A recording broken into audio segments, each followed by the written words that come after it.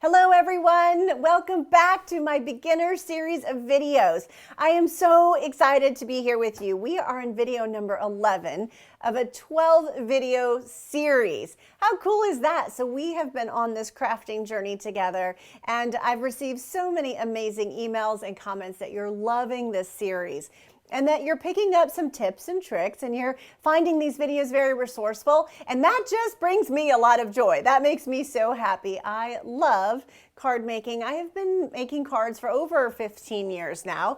I was actually thinking I'm closer to 16. So, I just love creating and sharing, and I love knowing that you are doing the exact same thing. And I'm excited to be on this journey with you. If you're new to BrandysCards, welcome. I'm super happy to have you here.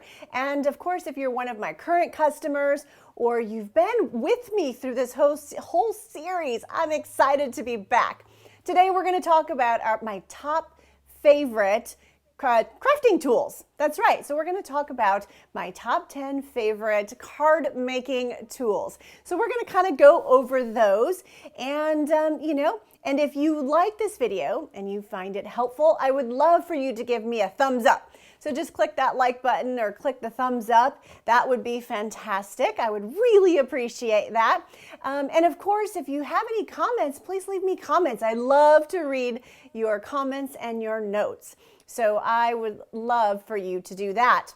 All right, so I think we're going to jump right into my first favorite crafting tool. It is the Take Your Pick tool. So I love how you can just unscrew this guy and you have your double end there. So those are the two ends, and you can replace this end with another accessory called a die brush. That's right, it's a Take Your Pick tool die brush. This thing is super cool. It comes with these little foam pieces, and you would die cut something out of your die cut machine and then just put your die cut piece down, and these little brushes would absolutely help poke out all of those little die cut pieces. So it's just kind of a nice little tool to have. Now this item here is an accessory to the Take Your Pick tool. So that is a separate accessory. So going back to what we have here, I'm going to go ahead and put this guy back on. So this is what we call a tacky putty tip. So let me take the top off. There's actually putty inside here, and you have to twist this guy here to kind of get the putty to come up. Once you do that, you'll see it's kind of tacky. And this is really good to pick up things like sequins, paper accents, any other small objects that you want to pick up. And so this one I twisted a little much. He's kind of getting a little unruly, but that's okay. We're just going to kind of wad it up on there.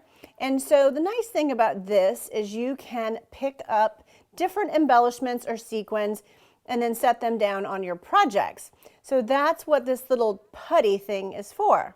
Pretty awesome. I love it, and it works beautifully, especially sometimes when you get your fingers in there and everything kind of sticks. And so this little putty guy is awesome. Now we do have replaceable putty, for these ends. So you can buy replacements. Now I'm going to set this aside. This piece also has this mini spatula, so you do have that. And then you have, if you take it out, twist it, and then you put it back in here and twist it again, you have a paper piercer. So that's right, so you also have the pointed edge paper piercer. Now it comes with a small stylus. Yeah, if you want to score or do different things, you've got a small stylus. You can take it out and twist it, and now you have the large stylus. So the nice thing about the Take Your Pick tool is, you have both ends that you can work with. You have the putty end, or you could purchase the Take Your Pick die brush if you would like to use that as well. And then of course the pieces that it comes with, that paper piercer, the spatula end. And I like to use the spatula end when that's why mine's a little bent, because I have a tendency to kind of push down on it when I get under my gems and I pull them up. I love this tool for so many reasons. It is absolutely fantastic. All right, the next tool that I'm excited to share with you are paper snips. So have you ever heard of people say, I'm going to grab my snips. Well, they're just talking about scissors. Craft scissors is what they're talking about. And so Stampin' Up! Has some fantastic craft scissors. I love them because they're small and they're pretty sharp. The blades here are about 2.5 inches in length. That's what the blades are. And I use my snips all the time, right, when we're paper crafting of any kind. Now, one thing that I like is this little case. It does come with like kind of protective case over your blade. I highly recommend that you use it. If you don't, well, this is what happens. You get these curved edges here at the ends, and that's from putting them in jars or hitting up against things, and the ends of your blades can get damaged. Now, is that a big deal? Probably not, but you can prevent it by having your scissors put in their tidy little case and set those aside. Okay, so now we're going to talk about, so we've talked about the Take Your Pick tool, and we've talked about paper snips, also known as paper scissors or crafting scissors. But now we're going to talk about the bone folder.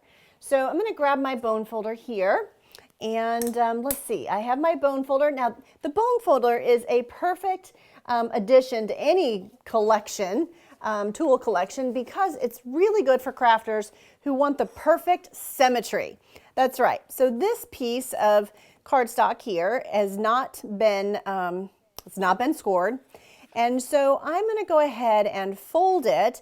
And if I just do it with my hands, do you see here how it's starting to kind of bend, and it just is starting to kind of not be so perfect, right? So the nice thing about your bone folder is it's going to allow you to burnish the creases. So scoring these creases, keeping it nice and smooth and flat. So your bone folder, you just start on one end and just kind of push it straight up. Look at that. So now you have this really nice burnished edge, and your paper is neat and tidy, and you don't have all of those little creases, right? That kind of look like sort of messy and crinkled. So that's what I like for my card making and using my, my bone folder. Now, bone folders are also good for curling, curling paper ribbon for gift packaging, making embellishments and quilling, paper, making paper flowers and some other things. So you can also smooth out air bubbles out of decoupage and pressing down self-adhesive type appliques. So it has a lot of uses, but in card making, we're really using it for those boxes and bags, or to crease those edges of our cards. All right, so I'm going to set that guy aside. And let's see what is next on my list. I have a whole list over here. So up next is a silicone craft sheet. Now, I love my silicone craft sheet. It is a really great thing to have, especially for, especially for when you are working with adhesive, or you're working with your Stampin' Seal or something along those lines. Stampin' Seal is adhesive. This is sticky. So the nice thing about the silicone craft sheet is you want to place it under a project when you're applying adhesive, and it's going to protect your surface. And so I'm going to show you kind of what I mean. You can get adhesive. Whoop, sorry about that. I had it the wrong way. Hang on. Let's try and flip that over. There we go.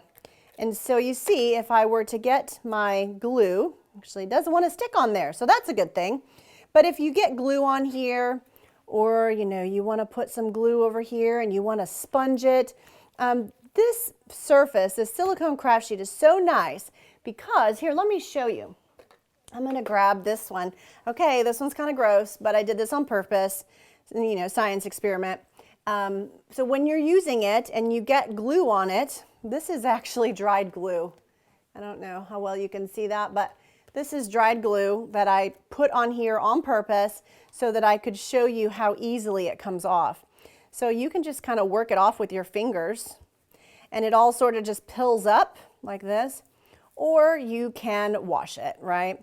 I find it's just sometimes just as easy just to kind of let it pill up, and now it's all cleaned up and you should be good to go.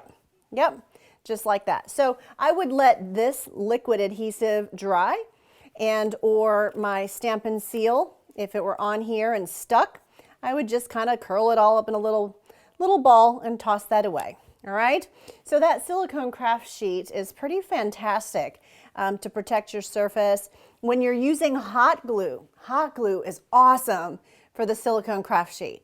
Definitely want to use something like that to protect your surface. And if you get any hot glue on that, it's going to come right up just as easy as that liquid adhesive that dried as well. So that is a good one. Very, very good one. All right, up next is your paper cutter. Yes, everybody needs a really good paper cutter. Now, I'm not going to get into all the details of my paper cutter, but I am going to just share with you just a couple of things, and then I recommend that you go back to my first beginner series video. In that video, I talk about how to cut cardstock. We talk about the trimmer and some of the features and benefits of it. So that would be a good one to kind of touch up. But one thing I like about my trimmer is it's small, it's compact, it's lightweight. I have both a scoring blade, and I have my cutting blade. Another nice feature that you want with your trimmer is you want to be able to have either an arm that opens up so that you have more area, cutting area and measurement, or you could certainly purchase a larger trimmer. But I like the fact that this is so compact, so lightweight, and easy to move around my table. You definitely need a good cutting, a good paper cutter, paper trimmer. They are the same thing. And of course, you're going to want a few extra of these blades. You can see the blades just come right in and right out. So it's just super easy to change those blades. And of course, this scoring tool does come out as well if you wanted to take that out and stash that away. So of course, you need a really good paper trimmer. It makes all the difference in the world when you can cut your cardstock so that you can score your card bases and of course your layers and things like that. So you definitely want to make sure that you have a good paper cutter. All right, so up next are some blocks. Yeah, so I don't know, how many have I gone through? It looks like I've gone through 1, 2, 3, 4. All right, so maybe clear blocks or acrylic blocks are number 5-ish. So I definitely love my blocks. And so I'm just gonna bring over just a few acrylic blocks here. So you're gonna want blocks in all kinds of different sizes, and that's because you want blocks that are gonna fit the various size stamps so that you get a nice, clear stamped image. Now, these acrylic blocks are for both cling mount stamps, as well as your photopolymer stamps. And so you can see they just come right off, and then you're going to put that stamp back in its case. That's right, you're going to put it back in its case. This one is a cling mount stamp, comes right off, and it sticks right on that block. So again, our blocks come in various sizes. Now, there are 9 blocks altogether. That's right, Stampin' Up! Offers 9 sizes of blocks, and once you have all 9, which you don't need all 9, but if you have all 9, you're going to have a block that will work with any one of our stamps that we offer. So that's pretty cool. So that is definitely a benefit. Now, one thing I do want to show you, which is not on my top 5 favorite list, but it's one of my, or top 10, but it's one of my favorite storage compartments. So we have something called a storage, a caddy, storage caddy, and this thing is awesome. And so this is basically a little area where you can store all of your blocks. Now, these are new blocks because I purchased this as a giveaway for eventually. But these are all the new blocks. These are all 9 blocks, just all tidy in here. And when you're done using them, you can take them out, put them back, and then of course it closes right here at the top, and you've got a little latch, and it's nice and tidy. So that guy is pretty fantastic. And it's just a really great way to store your blocks. Now, of course, you can clean your blocks too. When I clean my blocks, I start with soap and water. That's what I start with. But if you've got adhesive on there, you might need something more like an alcohol wipe, maybe Goo Gone. I actually used a Mr. Clean, one of those little white Mr. Clean magic erasers and it started to get stuff off really, really good. So those acrylic blocks are pretty dirty, durable, not dirty. They're pretty durable. They do get dirty, so you're going to want to clean them. But I love my blocks. So you definitely need some different size blocks for sure. Okay, so the next thing on my list is your simple shammy, or, you know, the shammy. So what is the shammy? That's a good question. So it is a way to clean your stamps. I love my shammy. Now, we also have another way that you can clean your stamps with our Stampin' Scrub, but the simple shammy, as Stampin' Up calls it, is just a really nice way that you can, you know, clean your stamps. And so this is wet and damp. That's why it's all bending, and I could probably squeeze water out of it, but I'm not going to do that. But when I'm done using my stamp, I would either wipe my stamp kind of in this motion on the chamois, or you can pick it up and wipe and clean your stamp this way. So the chamois is fantastic. It's like, you know, wipe and clean, you're good to go. Now, I do want to show you, sometimes your chamois might be wet and moist. When you get it, it's going to be like perfect and pristine. Other times it might be a little dry. That's okay. All you have to do is put it in the sink and let it soak up water. That's right, the same thing. That's what this guy is. This guy's got water in it. So this chamois just needs to be filled full of water, and you can wring it out. Now, when you use it a lot, it starts to kind of get like this. And it definitely gets stained. So I've had people ask me, well, how long do you keep a chamois? You know, it sort of just depends. You know, sometimes it just gets so bad to look at sometimes that I'm like, okay, I just got to replace it because, oh, it's getting a little ugly. But in reality, I can put mild soap on it and I will, you know, clean this and get all the ink out. Yes, it'll still be stained, but it'll be clean and it'll still work perfectly fine.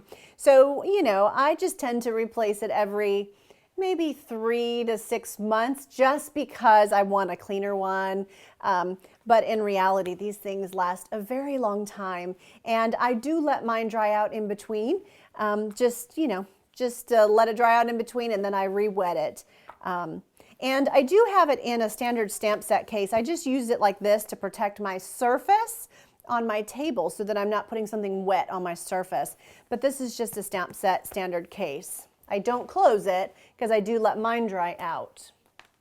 Okay, so my next tool that I love is my grid paper. That's right, we have grid paper in 2 different sizes. So check this one out. This one's 11 by 17.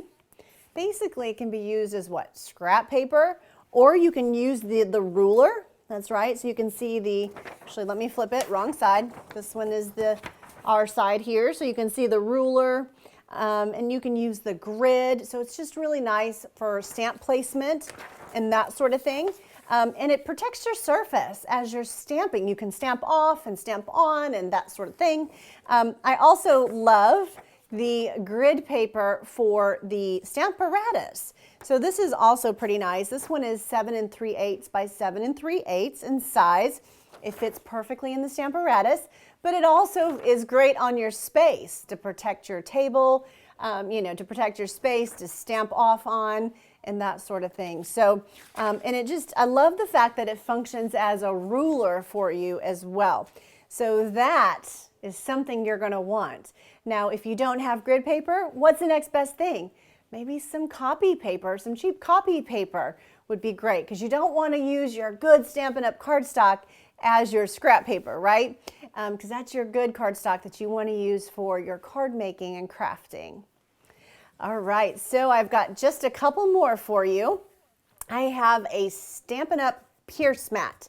There is another great tool. So I'm going to come over here. Now this is also going to help protect your space. It's also going to allow you to use a paper piercer. So if you wanted to pierce paper, this has some little glue on it, but that's okay. I'll just take that off. So if you wanted to pierce paper, it's going to allow you to do that, you know, and you can poke holes in your paper. So it's a pierce, you know, it's a pierce mat for that. Now it's also going to allow you to get even pressure when you're using a photopolymer stamp. That's right, so you would put your cardstock onto the pierce mat, ink up your stamp, and by using the pierce mat, it's going to give you that even pressure and ink coverage for these photopolymer stamps. Now, if you have kind of one of those long 8-foot tables that fold up that you kind of stick away in storage, sometimes I find, because I've had a lot of crafting classes, sometimes those kind of get warped a little bit and get a little wonky, right? So the nice thing about the pierce mat is this will help even out that surface so you can get that nice firm pressure stamp. So I love my pierce mat for that reason too. Okay, the very last thing I want to talk about is adhesives. So I do have a video number 6, and it talks all about the Stampin' Up! Adhesives and all the different adhesives that we offer, from foam strips to glue to Stampin' Seal to Stampin' Seal Plus. That's right, there's actually a plus. To sticky, tear and stick tape. I go over all of the adhesives. But today, I'm going to show you just a few of my favorites that I think you'll find most helpful when you get started. So first off, I have multi-purpose liquid adhesive. It has a dual end, so you have 2 different ends to your liquid adhesive for different applications, right? And I use my multi-purpose glue all the time. I absolutely love it. Generally use that narrow edge, but it dries strong and it dries clear. So the other option then would be a Stampin' Seal. So this guy's pretty fantastic. Some people call it a tape runner. We call it a Stampin' Seal. We have a Stampin' Seal Plus as well. And so basically you're just going to take that and get it started. Let's see here. I got to get it started, and then you'll start to feel that sticky, and then you put firm pressure and pull up. And so you can see that I have applied the adhesive, in which then I could add another paper layer or whatever I would like to do. So those are 2 really good ones. What I find is you either love liquid adhesive or you love the Stampin' Seal. I just find people love one or the other most. Now, another cool product that we have are Stampin' Dimensionals. I love my Stampin' Dimensionals. They are a double-sided adhesive foam dot. That's right. So they're going to allow you to put dimension on your project. And so you would add a Stampin' Dimensional or foam dot, and then you would take the backing off, right? And now you would have, kind of see that little bit of dimension in there, and that's sticky. So you could then stick that on top of your card or another card layer, and it's going to give you that dimension. So I go through these things like crazy, and they are called Stampin' Dimensionals. I love these self-adhesive foam dots. Pretty fantastic. Now, another thing that I like a lot are my mini glue dots. That's right. These little round dots are pretty fantastic. They're an instant dot adhesive, I guess, right? They hold cardstock, embellishments, ribbons, and things like that. When I use them, I generally take and put my paper on top of the glue dot, and I pull up. And then that adds the glue dot right to my paper. Sometimes you don't want to mess with glue, or you have a small embellishment that you want to put right on top of that. And so those are just fantastic for that reason. Of course, adding ribbon or something along those lines as well. So again, I do have another video number 6, talking all about the adhesives, and I go through step by step each one of them. So be sure to go back and have a look. If you haven't done so already, please click the like button if you found this video helpful. I would really appreciate that. And of course, if you don't already have a Stampin' Up! Demonstrator, please let me know. I'd love the opportunity to help you and to earn your business. You just go to BrandysCards.com, and in the navigational bar, you click Contact, and you can send me an email. You can request a catalog. That's right, because we have a new catalog going live here soon. If you're one of my current customers, you should have already received your new annual catalog will ship mid-April. That's right. It'll ship mid-April, so you will be getting that here real soon, probably towards the end of April. So that's exciting because it goes live in May of 2022. So very excited that you've joined me today. I hope that you found this video helpful. Now, just so you know, I'm thinking about doing a series number 2. That's right, I am excited. I've been thinking about it, and I would love to know what you would like to know about. What would you like to see in series number 2? What questions do you have? So if you could put it in the comments, that would be fantastic. And then as I start to build that series, of course, I will keep you posted on the dates and what the topics will be. And I hope that you'll join me, all right?